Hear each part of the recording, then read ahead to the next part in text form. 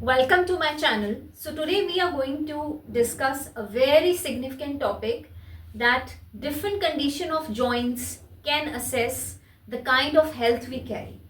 जैसे joints हैं तो joints द्वारा हमें पता लग सकता है कि हमें क्या health conditions हैं और उसका क्या डायग्नोसिस है और उसका क्या ट्रीटमेंट है. नंबर 1, जैसे बच्चों में अक्सर हम नोटिस करते हैं जहाँ पे बो लेग्स या नॉक नीज हैं तो कुछ पेरेंट्स लंबे टाइम तक इग्नोर करते रहते हैं, but that is a deficiency of definitely vitamin D and calcium, खासकर विटामिन डी जिसको रिकेट्स कहते हैं, and that is totally curable disease. तो प्लीज़ बच्चों में जब आपको बो लेग्स या नॉक नीज नज़र आते हैं, consult the paediatrician, consult your orthopaedician. Number 2, अगर एल्डरली लोग हैं या 60 प्लस लोग हैं, वहाँ पे आपको जॉइंट्स के अंदर थोड़ी सी स्वेलिंग नज़र आती है और टेंडरनेस नज़र आती है और उनकी डेली एक्टिविटीज़ में लगता है जैसे मूवमेंट्स थोड़ी रिस्ट्रिक्टेड हो गई हैं, वॉक नहीं कर पा रहे प्रॉपरली, या पेन है किसी भी जॉइंट में, नीज़ में, हिप में, बैक में, तो दैट इज़ ऑस्टियोआर्थराइटिस. तो वहाँ पे बहुत ज़्यादा इंपॉर्टेंट हो जाता है कैल्शियम लेवल टेस्ट करवाना, विटामिन D3 को टेस्ट करवाना, डेक्सा स्कैन करवाना, ऑस्टियोपोरोसिस तो नहीं है, बोन्स बहुत ज़्यादा वीक तो नहीं हो गई हैं.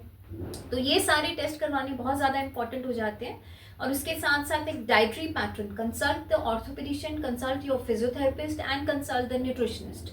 सो ये 3 लेवल्स पे काम करना उस टाइम बहुत ज़्यादा ज़रूरी है ताकि वहीं पे मॉनिटर करके अगर कंडीशंस माइल्ड है तो उनको उसी लेवल पे कंट्रोल किया जा सके. नंबर 3, अगर ज़्यादातर देखा गया है कि ग्रेटर टो में पेशेंट्स कंप्लेन करते हैं, कुछ लोग कंप्लेन करते हैं पैरों में बहुत दर्द है, पर ग्रेटर टो में ज़्यादातर बहुत ज़्यादा पेन है, डिस्कम्फर्ट है. That is the cause of due to gout. तो यूरिक एसिड इमीडिएटली चेक करवाना है क्योंकि यूरिक एसिड यहाँ पे रेज्ड होता है तो गाउट की प्रॉब्लम होती है. तो हाई प्रोटीन डाइट नहीं लेनी है, सिम्टम्स को इमीडिएटली कंट्रोल करना है, कंसल्ट करना है फिजियोथेरेपिस्ट को, ऑर्थोपेडिशियन को, पानी का इंटेक बहुत ज़्यादा रखना है, न्यूट्रिशनिस्ट को विजिट करके डाइटरी मॉडिफिकेशंस करनी है ताकि उसको इमीडिएटली कंट्रोल किया जाए.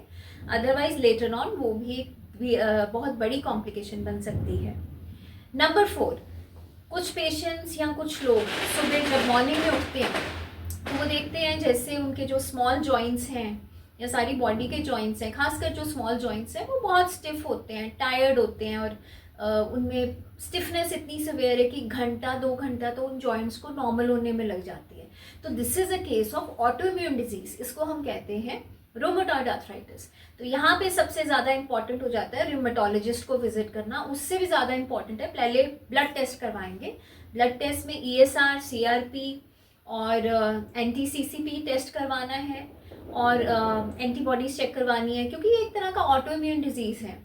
तो इसमें इमीडिएटली एक्शन लेना, इमीडिएटली ट्रीटमेंट स्टार्ट करवाना बहुत ज़्यादा इंपॉर्टेंट हो जाता है. बिकॉज अगर टाइमली असेस नहीं किया जाता और टाइमली मेडिसिन नहीं स्टार्ट होती तो इसके सिम्टम्स बहुत ज़्यादा वर्स हो जाते हैं. तो प्लीज़ इमीडिएटली एक्शन लें अगर इस तरह के कुछ सिम्टम्स हैं.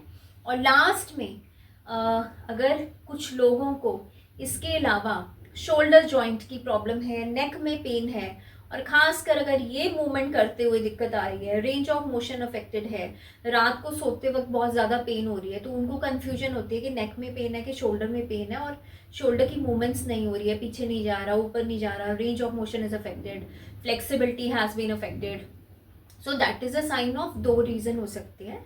फ्रोजन शोल्डर हो सकता है, टेंडनाइटिस हो सकता है या सर्वाइकल स्पॉन्डिलोसिस हो सकता है या उसके अलावा कोई मसल पुल भी हो सकता है. बट जहाँ पे जॉइंट की मूवमेंट इफेक्ट हो रहा है वहाँ पे अगर पेशेंट डायबिटिक है और डायबिटिक के साथ साथ अगर पेशेंट को और कोई प्रॉब्लम्स हैं जॉइंट से रिलेटेड या इंजरी पहले रह चुकी है तो वहाँ पे बहुत ज़्यादा इंपॉर्टेंट होता है एक्सरे करवाएं immediately, consult your physiotherapist, consult the orthopaedician and start your treatment immediately ताकि टोटल जॉइंट लॉक होने से पहले आप टाइमली उसका ट्रीटमेंट करवाना शुरू कर दीजिए.